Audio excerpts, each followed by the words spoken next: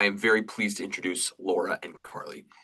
Laura Castang is an executive coach and startup operations veteran who has helped dozens of founders run fast-growing teams and guided hundreds of professionals through career and life transitions. With an engineering degree from Duke University and an MBA from Northwestern's Kellogg School of Management, she combines deep empathy with practical tools to help people gain clarity, get unstuck, and make real progress towards what they want. Carly Chase is Vice President and General Manager of the Careers Vertical at U.S. News and World Report and an adjunct professor of business at Columbia University. She has spent years leading startups, teaching entrepreneurship at institutions like MIT and Columbia, and building systems that help people and organizations navigate change. Her background spans high-stakes finance, including Goldman Sachs, public sector innovation, and scaling educational and career tools. In 2017, Laura and Carly co-founded Crabwalk, an education coaching company, out of a deep passion for teaching anyone the skills needed to navigate career changes with confidence in a fast-changing world. So happy to have both of you here. Take it away. Thanks, Max. Thanks for having us, and thanks to everybody who's already joined. And I think a few people are still joining, so we'll welcome them when they show up. But we are here today to get right into this. So we are going to be talking about how to leverage your network to land what's next. There's a lot of uncertainty in our world. We're gonna jump into giving you some lay of the land. And then we're going to dive into our 5-step framework to really give you tools before you leave today to help you really start to move forward, in the next hour. So as we wait for everybody to continue and finish joining, it's really helpful for Laura and I to get a sense of who's in the room with us, so we can best serve you today and make sure we're tailoring everything as specifically as possible. So if you guys can share in the chat, and it's helpful for us to just get going and be in action, can you share whether you are actively in a search, you're thinking about your next move, and if you're thinking about that next move, that could be within your existing organization, outside your existing organization, within the same job type that you're currently in, outside of the job type. Or you might just be here because you love to learn and this was a great opportunity and you had a free hour for lunch. And one note, some of you can send it directly to everyone, or feel free to send it just to the hosts and panelists if you don't want to make it public, and we won't call you out by name. We've got a good mix. Perfect. Yeah, I'm gonna let Laura continue to monitor those, and maybe Laura, maybe after we intro ourselves, you can give a quick overview of maybe what's coming. Okay, perfect. Okay, so I'm gonna let Laura jump into her intro, and then I'm gonna take it from there. Yeah, so I know Max gave you guys some of our intro, so we won't go too expanded here, but I just wanted to give some context. So I'm Laura. I've been an executive and career coach since 2017, so coming on 9 years. And I did that coming off the heels of doing 2 back-to-back tech startups here in New York. I'm based in Brooklyn. And before that, I got my MBA at Kellogg, which is my connection to Northwestern. So happy Northwestern people. And really, my career path has never been linear. It's not like I knew this was going to be where I ended up. I was a mechanical engineering undergraduate from Duke and knew pretty early on I didn't want to do that as a job.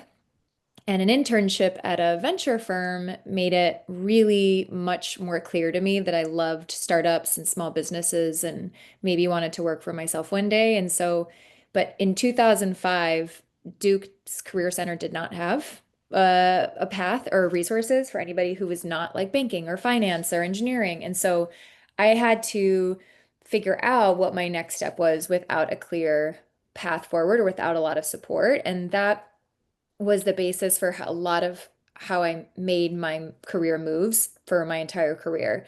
I got my first job through a connection. I got my second job through a connection. I've actually literally never gotten a job through a job board. I've tried, but I've actually been more effective with my relationships. And so I've had to navigate in a non-linear way, and that's the basis of Crabwalk for us, is making progress, knowing you don't have to have a ladder to climb. You don't have to be linear, but you might make some move side to side and still make a lot of progress. So that's what I'm excited to bring to you today.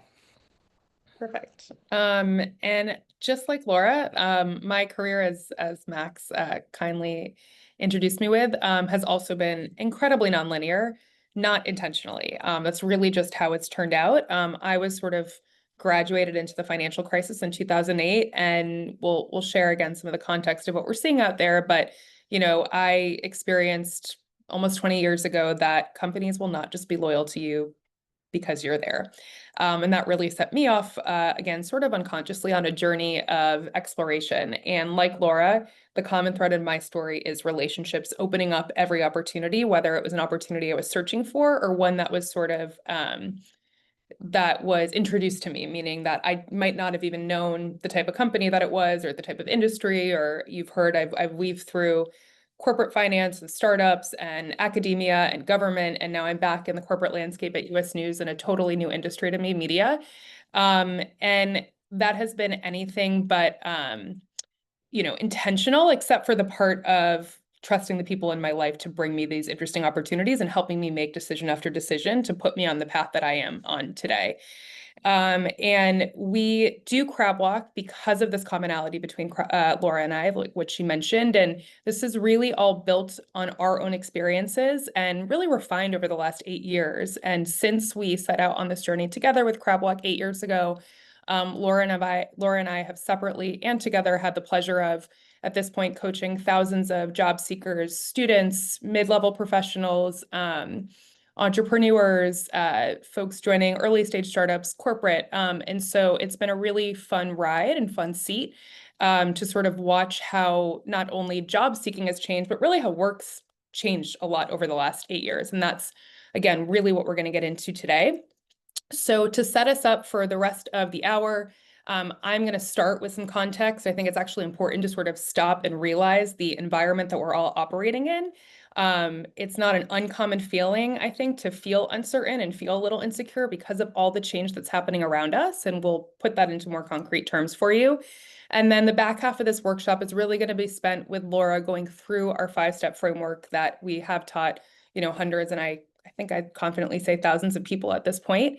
And then we'll finish up with some resources to help you continue to move forward. And we're going to do our best to save a good chunk of time for Q&A.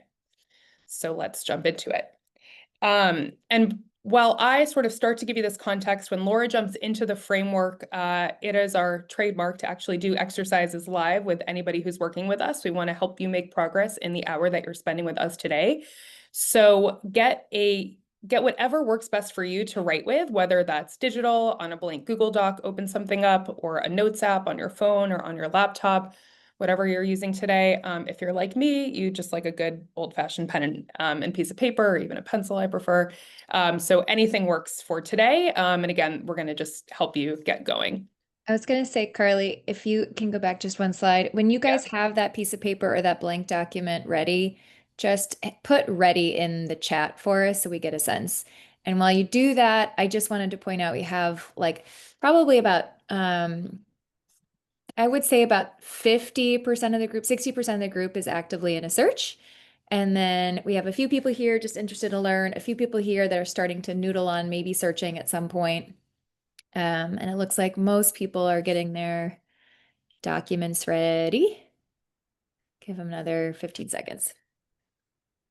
Perfect. And before I advance, I'll just sort of follow up on Laura's comment. It is no surprise to me that not everybody here is in an active job search. That's actually the perfect introduction to crab walk, is just, constantly collecting more information in life.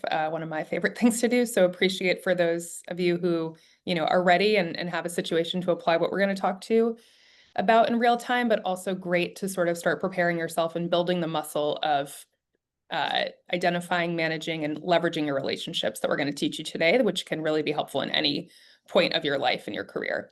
I think we've got a good group of people who have stated they're ready. So if you haven't already, please do make sure you're getting a blank piece of paper digitally or physical with you. But let me just jump into the context, because I've been talking about the points that I've written on these slides for the last 6 or 12 months or so to a lot of different audiences, and it's been resonating, and I think making people feel seen and putting a little bit of language and vocabulary to what we're all experiencing right now in the world.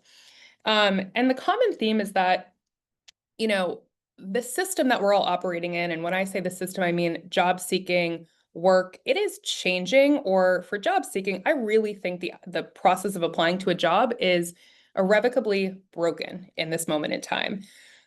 And so for those of you who are actively seeking a job and maybe very frustrated in this moment, or maybe you're just set out on the journey and you want to really get a feel of the lay of the land before you jump in, know that we all are going to be operating in this broken system. And that is not a choice. That is not something we can change overnight. We just have to acknowledge that this is a system that is fundamentally changed and shifted so much over the last many years, especially since COVID.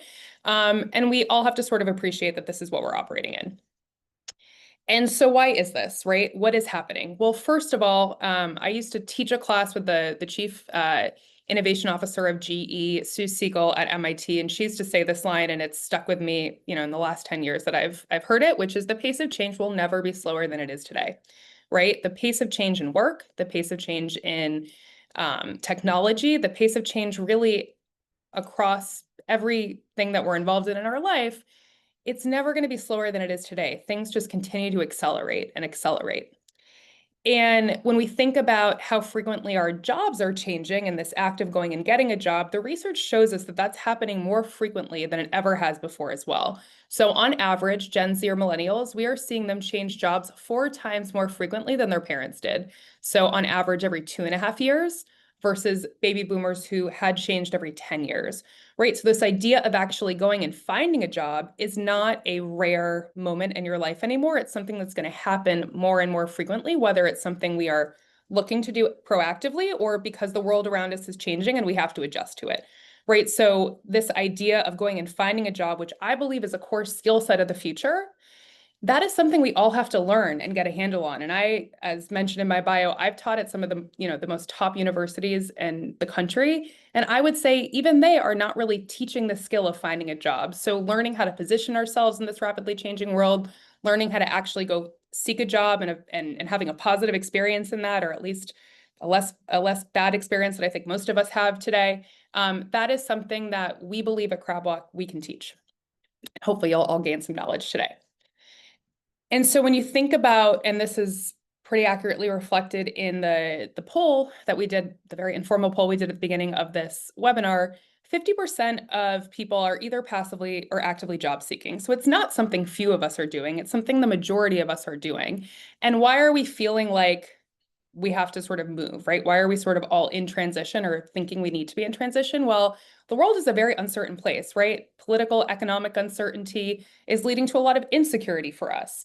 And add AI on top of that and the unknowns of how that's going to affect our work, that's adding to that insecurity for many of us. And when you look at the things we've reliably depended on in the past to really help us stand out in the marketplace for jobs, those are hard skills, right? The idea that we go to college, we pick a major, we learn a hard skill that's going to take us throughout the rest of our career. That promise that we were all sort of given, and even I was given 20 years ago in college, that is not really borne out. And the data, again, shows us that the shelf life of a hard skill is going from something like 10 years down to 2 years pretty soon. So again, the value of what we always thought we were bringing to the table when we were seeking a job is changing. Companies are also changing and adapting fast. And so, as I mentioned at the beginning, my experience in 2008 in finance taught me that, company loyalty isn't guaranteed. We really have to be in the driver's seat of our career. Again, in a world in which things are changing more fast, not only do you not want to depend on a company or depend on somebody to sort of take care of that and you to be on autopilot, but again, whether we like it or not, we're going to have to be adapting and changing, even if the core skills of our job are changing, or our intended job. And so the result of that, what we're really seeing in the job seeking marketplaces is a really high volume of applications from applicants. And so this is one of my favorite slides to bring with me whenever I talk about this. I want to put your eyes to the bottom left, the source, because this data is almost 2 years old. And so I suspect this data has gotten a lot more extreme. And so as you can see from this slide, the average applicant, and this is mostly for early career job seekers, this research comes from. So students on average, early career job seekers on average are applying to hundreds of jobs, right? 61% of candidates applying to at least 100 jobs. The top 25% applying to 300 plus jobs. Anecdotally, Laura and I have heard that number has just, spiked 600, 800, 450 anecdotal numbers that we've heard in just the last few months, right? And this is what I mean. This is a broken process, right? There is so much noise in the system from job seekers, for folks who are recruiting, for companies, for HR teams, for managers. And the broken process, I really think, started when that nice button that we all probably think is great, but I think has really caused us some headaches, which is the auto apply button. So, right, when you go on LinkedIn, when you go on Indeed, any job board, as long as you have a digital profile, you can just hit apply with the stroke of a button. And so I think the barrier to applying to jobs has become way too low. And so with auto apply becoming more and more popular in the last, let's call it like 5 to 7 years, the volume of applications has increased. And now add AI and the ubiquity of AI on top of that, which has really come into play in the last calendar year or so. Now you have a ton of candidates in the marketplace seeking the same job with very little sort of intention in that application process for most of us. And now all the materials that we're applying to jobs with, resumes and cover letters, we're leveraging AI to make those as tailored to a job rec as possible.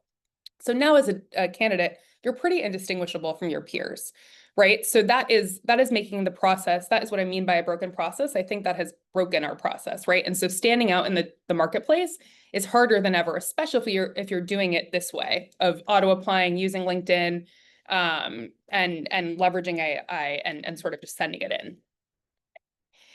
And by the way, it makes sense that those numbers become higher because when you put a bunch of applications into the marketplace, the other thing that we hear is that candidates are getting ghosted, right? We're not even getting auto reject emails, which I think is insane. But I've talked to employers and they say, hey, job applicants are applying to a black hole, they're going to get a response like a black hole, right? But if you're a candidate and you're not receiving any feedback in the marketplace, then you're going to become more insecure and you're going to apply to more jobs, and that volume of jobs, the hundreds of jobs are going to probably turn into thousands of jobs that people are applying with right now, right? And so this cycle is getting worse and worse until something breaks it. And so what this can feel like to a lot of us, if this is the way that we're going about this, is, and please, if any of this resonates, again, we have the chat, feel free to sort of chime in and tell us if one of these resonates with you, or all of them, or some of them. I would love to see that.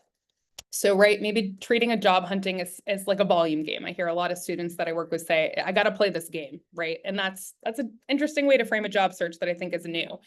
I don't think that's how we used to phrase it when we had to go through the classifieds and highlight the jobs and put together custom resumes and cover letters. The pace of applying was a lot slower.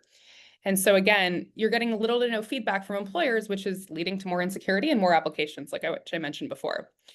And this tends to de-incentivize us, right? It tends to make us feel demoralized and alone, and it probably takes us away from slowing down and putting more intention in the search. We're just getting demoralized and we're sort of doing more and more. And so a lot of us continue to panic apply, or sometimes we just say, this is so frustrating, and we just kind of like leave it alone and stop our search. So again, I'm not able to see so much in the chat, but if you can share which I of was these gonna resonate. say, is there And like you can put in the chat a number of 1, 2, 3, 4, or 5, or you can send it to us personally, but just want to get a sense if you guys are also in this boat. And I will say, Carly's comes often from the perspective, I think, of students and people she meets in the industry working at US News. The people I work with range typically like late 20s to 40s and 50s. And, it's not uncommon for me to get a call from someone who is really well tenured, has worked at branded companies like Google or Meta, who's been job searching for 9 months and has applied to 800 jobs. Like, it's not specific to students out of college. It really is a broad range. And I cool. also want to say, if you're not actively searching, I wonder, for those of you who are just sort of thinking about this, I wonder if any of this is showing up for you.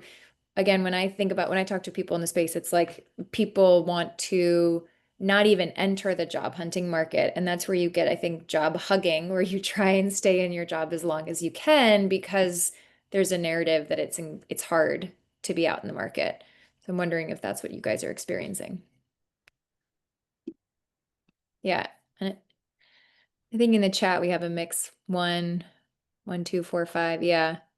Ghosting drives me bananas. I find it so disrespectful, and it's happening so much more often at later and later stages. It's really mind-boggling.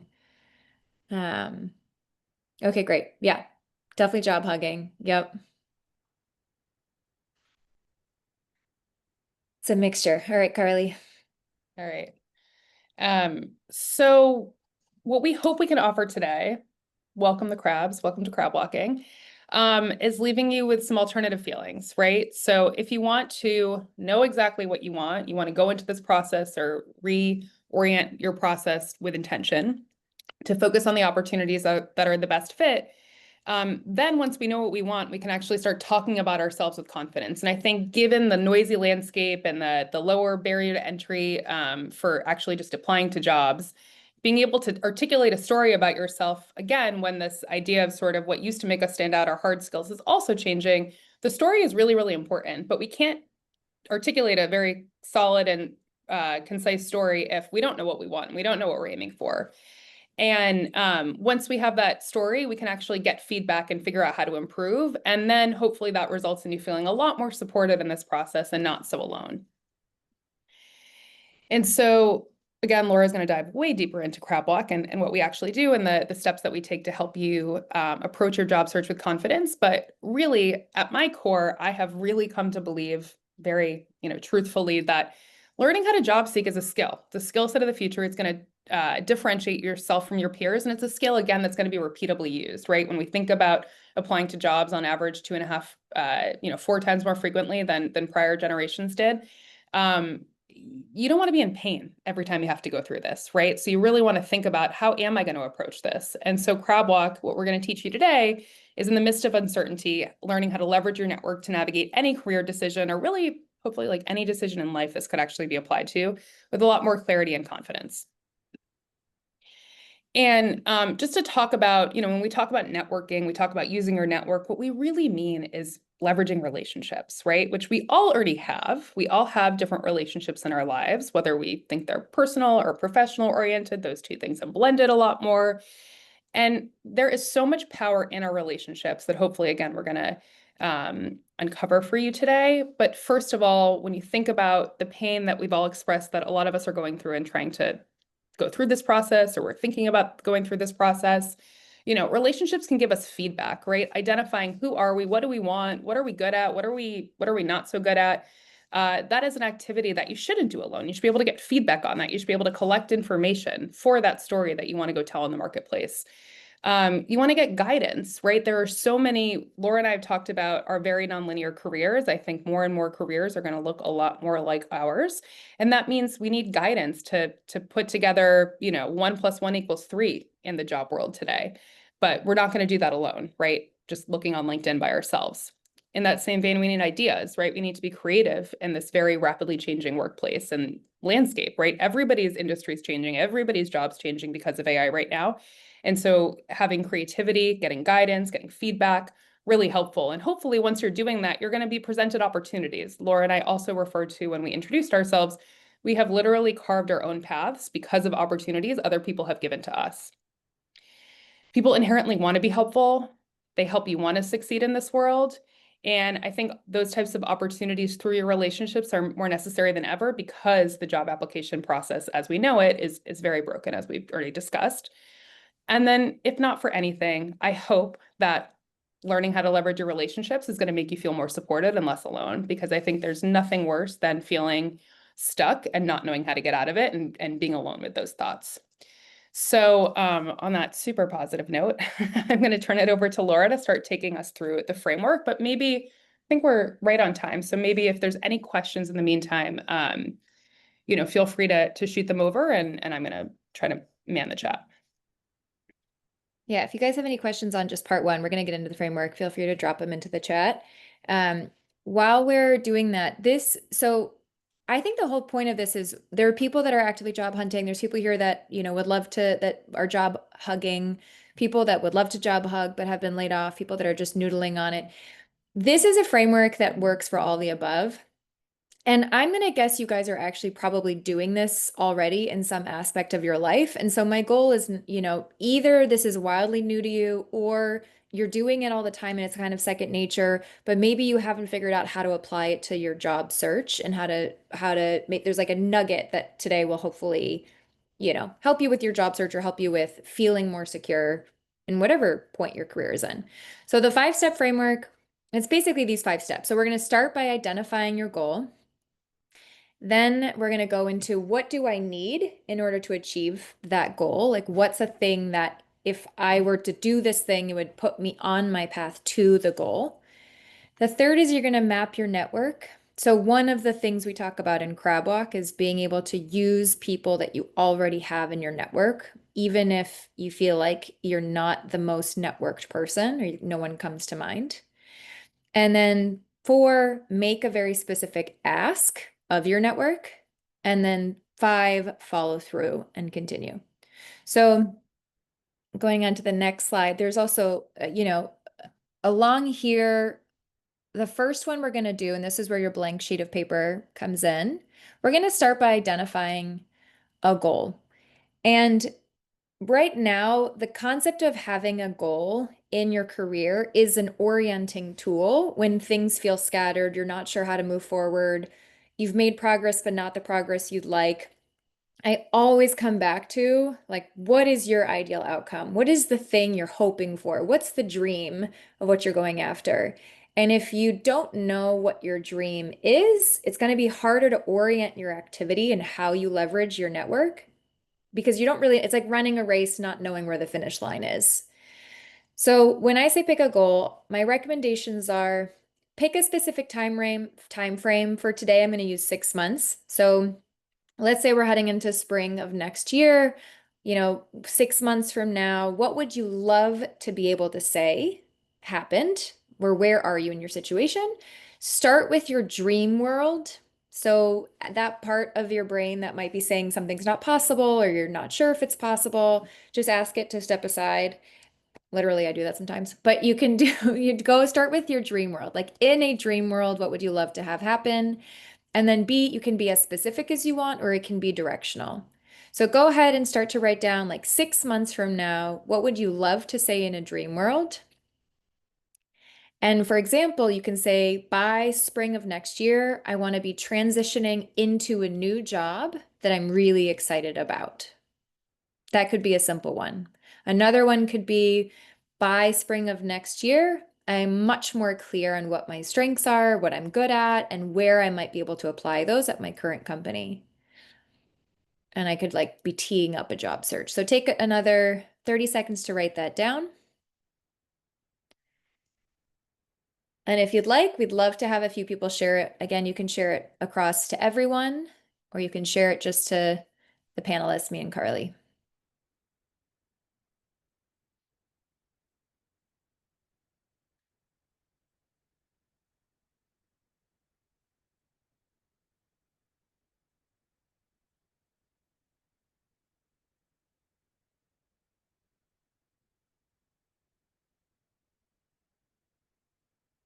And by the way, if you have a question, you can drop that into the chat also. When you've put down a goal, again, don't worry about it being perfect. Don't worry, it's just for the point of today. You can use my goal if you'd like. When you've done that, drop ready into the chat or drop your goal into the chat. So one example coming in is being in a new job where I can have a bigger impact and be more energized and engaged. Yep. Or by spring of next year, I want to be settling into a paid role that lets me use my skills. I've only had volunteer work lately. Yep, that's great. That's a really good one. It's like a North Star. Your ideal outcome is your North Star. It's where it's directing you. You might not know how to get there yet, but it's a point that you want to get to that then creates more clarity on what's needed to get there. And this is going to become relevant because if you think about leveraging your network, you're much more likely to have people in your network help you if you're clear on where you're trying to go and why, and they can orient, oh, that's what they're trying to do. Let me see how I can help them. So just one more coming in by March, transitioning into a new job, marketing function lead as part of a C-suite. I'm upskilled to a larger team with leadership and strong boundaries and sustainable systems for working for myself and the team. I love that. Okay, great. Amazing. All right, let's move on. Step number 2. Yeah, you guys can keep sending them. I'm getting those trickling in. So if you want to take another, 30 seconds to drop one in, please do that. Step number 2 is you want to think about what do I need to move myself forward towards that goal? So as you think about getting started, so maybe you want to start about, you're thinking about getting started on finding a job that where you get paid versus volunteer. You're thinking about, okay, in 6 months from now, I want to be starting a new chapter with a new company and, something like that.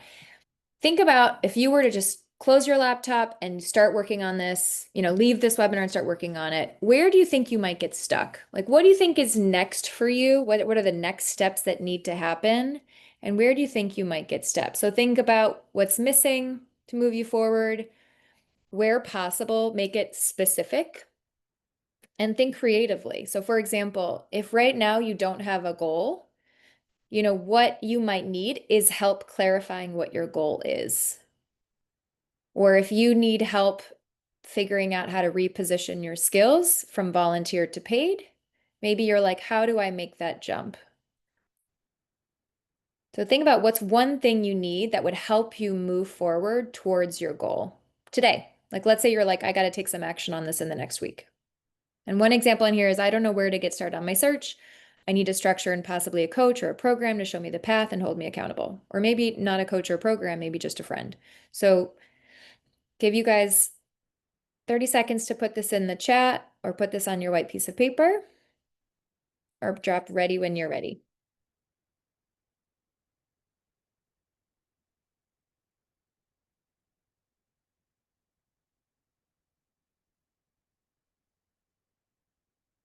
So one of the things coming in is I need some tangible feedback because it's hard to know what I might be doing wrong during my job search and why I'm getting rejections. Yeah, it's incredibly hard to know why you're not making it from phone screen to interview or from interview to offer.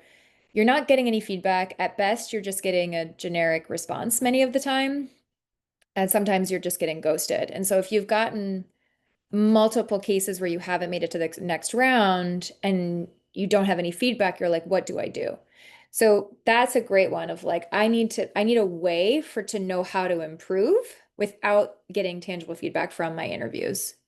And then another next step in here that was shared with us is upskilling on team function leadership and road tested resume and career story and elevator pitch. Yeah, like a really basic thing. It's not basic, it's core is you might need an updated resume. You might need a clear pitch that's compelling to tell your story.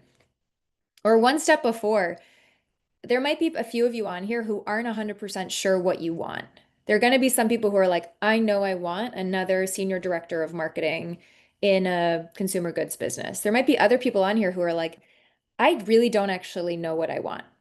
Maybe I've been doing something for a long time I'm no longer inspired by. So what I need help with is really pinning down what I want. All right. Yes, ghosting is terrible. All right. Step 3. Who can help me? And here it is like, who is already in your roster of people that you know? And then who might be able to help you? So one tip we have, especially for people, so some of you might have a name pop in your mind. You're like, oh, who could help give me feedback on how I'm interviewing? Oh, maybe my friend can listen to my interview questions and give me feedback. Maybe ChatGPT can give me feedback. Lots of maybe, a sort of a lot of different resources there. Maybe someone's not coming to mind. In this case, we love to write out communities. So you just take a note on your piece of paper and remind yourself of how many communities you've been a part of since you've been probably, an adult.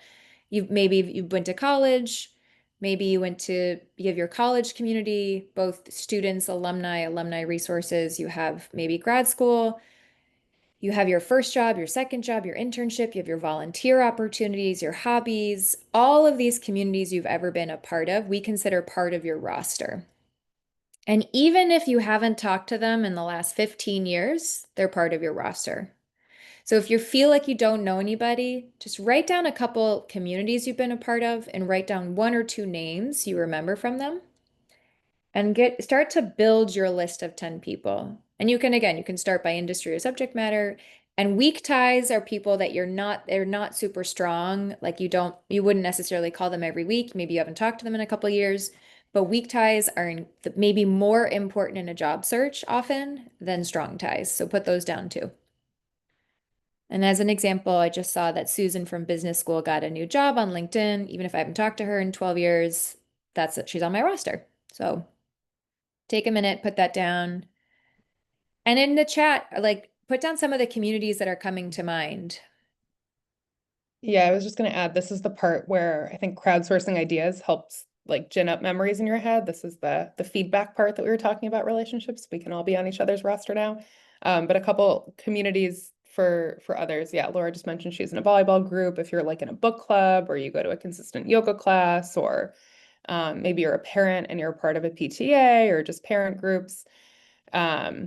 There's all these different places that you might meet people who can actually be helpful, but maybe it's not even directly related to work in your mind right now. Yeah, and I got a good question on why weak ties might be more helpful, which is a really great question. So when I think about strong ties, again, it's people that know you, have worked with you, know you incredibly well, know you a certain way. Strong, and imagine that's um, like if you're in a pond and you're on a lily pad, your strong ties are kind of the lily pads around you, essentially. And they're going to know you for who you are. They're going to know the same sort of nodes of people. When you're job searching, you definitely want to use them. You also want to expand to like two lily pads over, like your friend's connection who has another connection, because then you start to get opportunities beyond just that small circle. It's incredibly helpful, especially for people that are pivoting a little bit to a lot.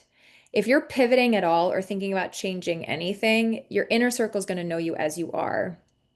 When you start to think about like, oh, I need someone to view me a little differently, I need someone to give me more objective feedback, I need someone to give me new information I don't already have. Anything that's kind of new or different, you're going to get a better result often from your weak ties. They don't know you a certain way, they haven't pigeonholed you in a certain way. So it can be helpful for support, it can be helpful for connections to jobs you might not have otherwise known. And again, all like I'd say 50% of my jobs came from weak ties. So I might have gone to a strong tie first, but then they connected me to another person who connected me to another person that had a job that was perfect for what I was looking for. Or in some cases, I didn't even know that job existed because it wasn't in my immediate sort of lily pad world. Does that answer the question? Also, I'll find we can move on, but I'll drop in, we have a blog post on this that I'll also share. All right, if you're ready, put it in the chat.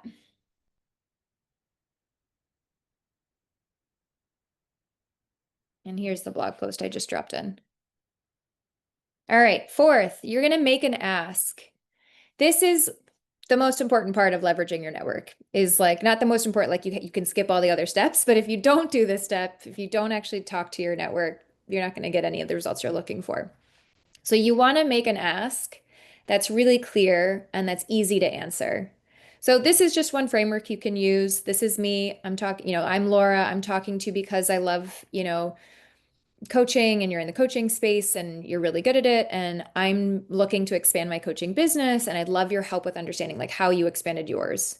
Do you have 15 minutes to chat basically? So you want to make it really clear who you are, what your connection is, why you're reaching out to this person, what it is that you're up to.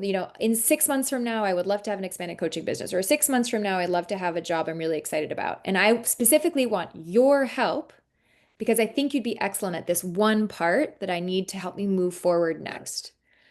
And then do your homework. So research that person. You're not going to, understand where they're coming from and sort of show that you've done that research. Show like, oh, hey, I saw that you just got a job at blah, blah, blah. That's so exciting. Your career path has been really interesting to me because of your 2 stops here and here. That's you having looked into their background and done your homework.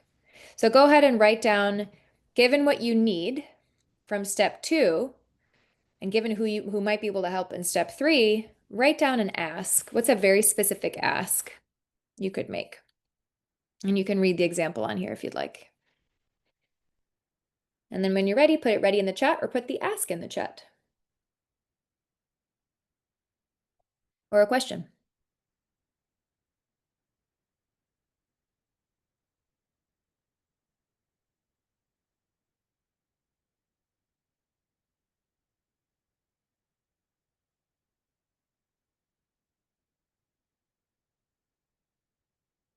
It's a good question. So while you guys are still going, drop questions, drop your ask, drop ready in the chat. One of the questions came in, what if I made asks before and never heard back? Is it worth going back to the same people once again, or is no answer the answer in itself? So Carly probably has a great answer for this. I'm also happy to give an answer. My thought on this is I think it is totally acceptable to go back to a person a second time. I think my guess is if, if you're not getting, if you need something in the next week or two or three, whatever it is, I'm a big fan of like, you ask the person that you think might help, but they might say no or they might not respond. So be ready with person two, person three, person four that you can ask instead.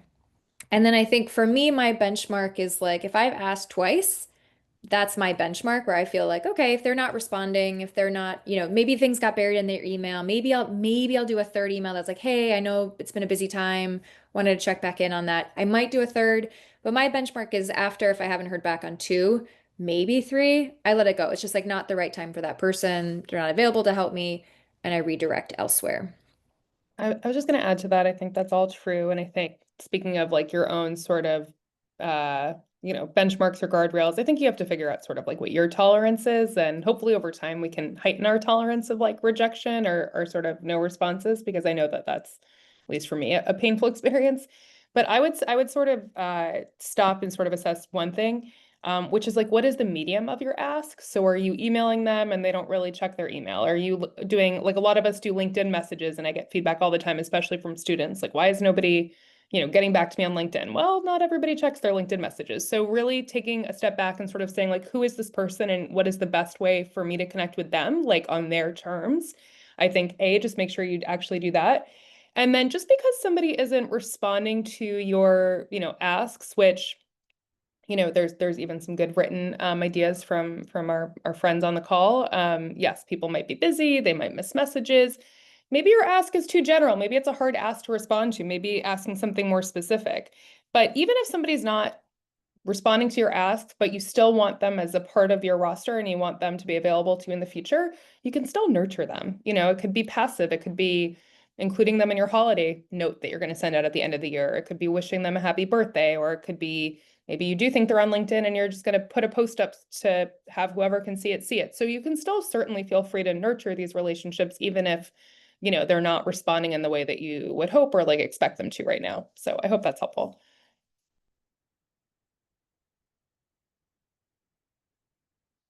Yeah, there's a comment in here around LLH. I'm not sure what LLH is. Recommends revealing a common thread as a bridge. Is that necessary if it does not seem authentic? I like your idea of sharing why I'm reaching out to you specifically. Also, any thoughts on reaching out to those who interviewed me for a job that I did not get, who I admire? Two good questions. Carly, do you have a thought on the first thread? Um, The bridge. I was so excited to answer the second, but I was Oh, thinking you like can do right there. the I think the second one, I think that's a great instinct. Again, I would just take the shot, right? You don't expect them to respond. I feel like especially if somebody is interviewing a lot of candidates for a job, that can be really, they're dealing with a lot of extra email and probably an extra job outside of their day job of like hiring is typically a job for a manager and employee that's outside of their typical scope of work. But I think you should try. I think you should make it really specific though, and state why, you had a great conversation with them and why you want to stay in touch. And if it's authentic, that should be a good enough, pull. But again, it takes two, and it's okay if it's not mutually interesting. And then I think for the first, revealing a common thread as a bridge, I do think that's helpful. I think giving somebody context on who you are and why you think they make sense for you to connect with, I think that's the kind of bridge that I would want to see. So, I'm in this line of work. I'm probably a little bit more open to cold emails than the average person, perhaps. But, if you give me a thread, especially something that is meaningful to me, if you're an alumni of my university or you're a friend of a friend or you saw me speak at an event, I will take those calls all day long. That is like stroking my ego to say like, you had a great presentation. I want to follow up on this piece of data that you shared.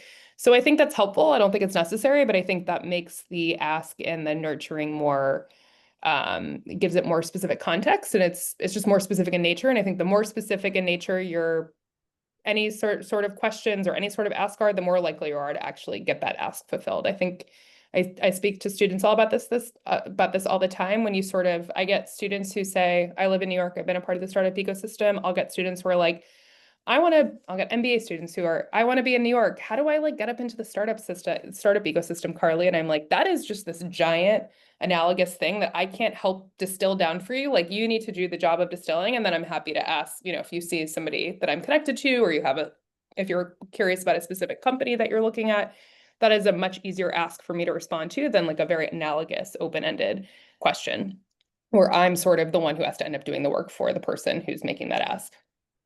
Yeah, this is a really good point. I want to take another second on this.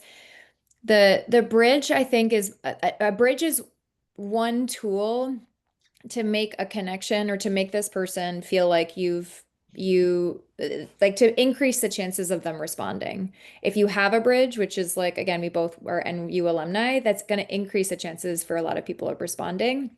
And then the other piece of it is, uh, it doesn't have to be that you know them already.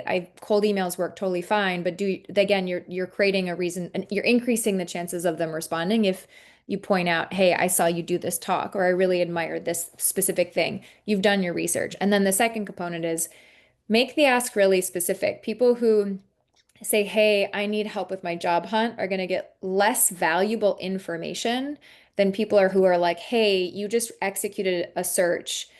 I have 3 questions on how to improve my own search. Do you have 15 minutes or can I send them to you by email? It's people want to be able to say yes. If it's too broad, they don't know how to help. If it's specific, they'll know more how to help. So the last thing on here is Just a step time 5. check. We've got about 3 more minutes, but Yeah. we're doing Q&A, so that's positive. Yeah. The last thing I was going to say is just follow through. So this is important. Make your next steps really clear and say thank you. So when you're on the call, if you're able to connect with people, figure out like, hey, is there anything I can do for you? Or, whatever your version is, as a next step, I'll keep you posted or I'll send you that article I mentioned. So if there's a next step, you can walk away with being that clear on in your interaction. If there's not a next step, it's just might be a thank you and an appreciation, but always follow through. I think that's really, really clear. If people have taken the time to help you, you want to follow through and make sure that you're showing gratitude for that. So again, thank you for taking 15 minutes. Your insight about the importance of data analysis skills was really helpful. I'm now looking into Google Analytics certification. I'll keep you posted on my progress. That allows that person to leave on a positive note and to potentially help you again in the future. Or they're going to keep you in mind. If you're going to them you're like, hey, thanks so much for helping me think through my director of marketing position. If you leave on a positive note, they're much more likely to keep you in mind if someone else in their network starts looking for a director of marketing and they'll be like, oh, hey, I just talked to Laura. You guys should connect. All right. Any questions or thoughts? We're going to head into Q&A, but on this last component, any questions or thoughts? Okay. You guys know about follow through. That's pretty straightforward.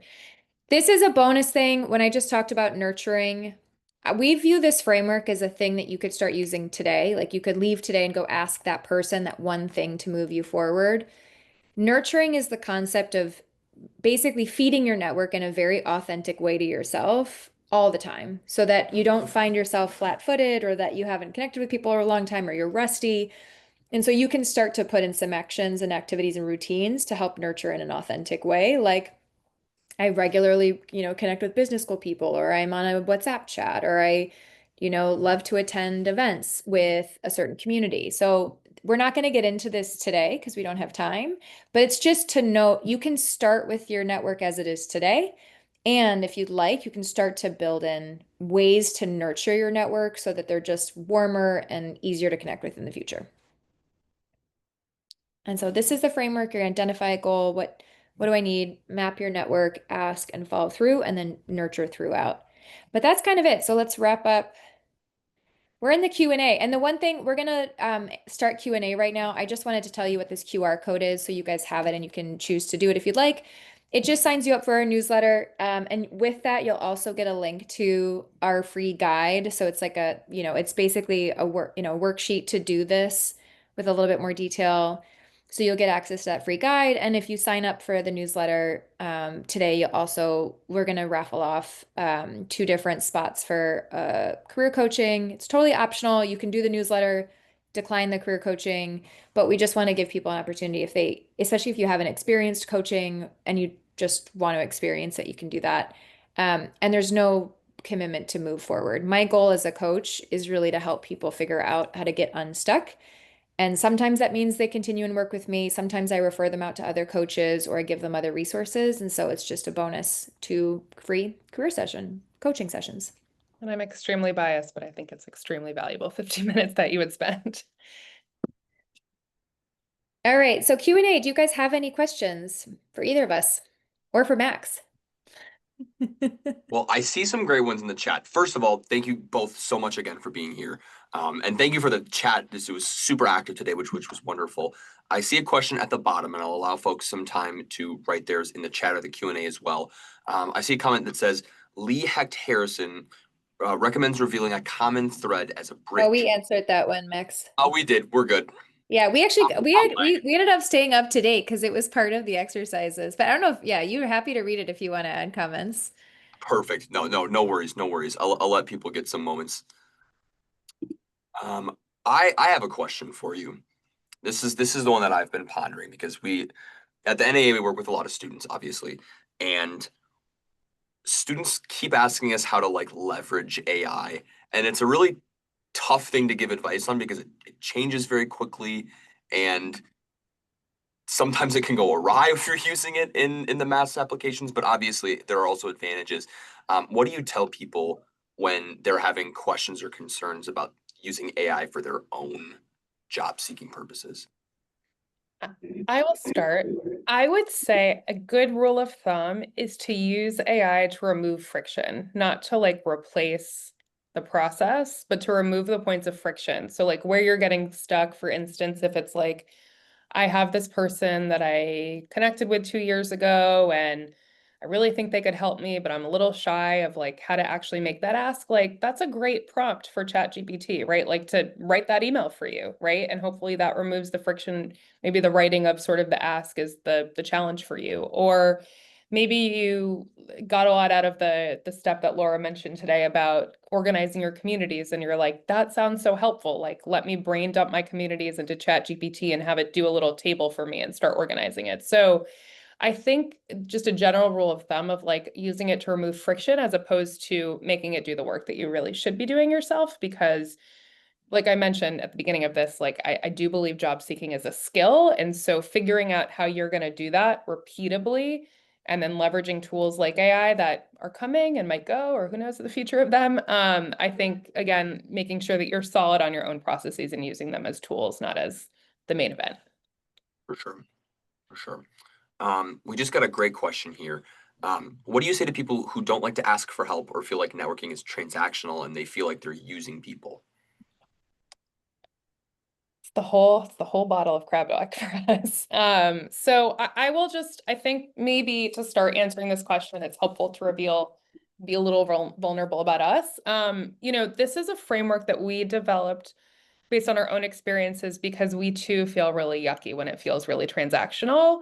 And so the idea of this identifying who you already know and figuring out how to nurture them for you, which we only gave you a little taste of that nurturing piece, Laura, on that slide very quickly, but figuring out how do I just naturally stay in touch with people? Again, like, are you a person who just shows up at events and you see people regularly? Or are you a person who loves, the holidays and you're going to do a big holiday mail out to everybody in your network? Like there's so many different ways to continue to maintain relationships. And we find, at least for ourselves and for the people that we've worked with, if you're in the business and if you're in sort of, you're regularly doing that nurturing, it tends to not feel so difficult or like there's so much friction in actually asking for help when you need it. So getting in this habit of relationship building and relationship nurturing hopefully will alleviate that feeling.